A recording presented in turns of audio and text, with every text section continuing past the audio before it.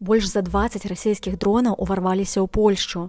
Частка заляцела з тэрыторыі Беларусі. Гэта першы выпадак прылёту шахедаў у краіну НАТО, што вядома на вечар 10 верасня. Дроны былі збітыя знішчальнікамі. Да аперацыі далучыліся Нямецчына, Нідерлянды і Італія. Варшава скарысталася артыкулам 4 статуту НАТО. Цяпер ідзе пошук абломкаў. У некаторых польскіх вёсках іх ужо знайшлі. Адзін дрон пашкодзіў дах прыватнага дома ў Любліне, але ніхто не пацярпеў. I nagle coś huknęło, spadł żyrandol na dole w salonie.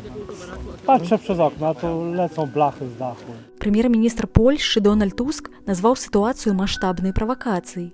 Уначы закрывалі аэрапорты ў Любліне, Жэшуве і Варшаве. Пра сітуацыю апавясцілі ЗША. Дональд Трамп адрэагаваў так. Што там з Расіяй, якая парушае паветраную прастору Польшчы дронамі? Во яно як? Міністэрства абароны Беларусі заявіла, што яны нібыта дапамагалі Польшчы, перадавалі інфармацыю і нават самі збілі некалькі беспілётнікаў. Расія ўсё адмаўляе і называе абвінавачванні беспадстаўнымі.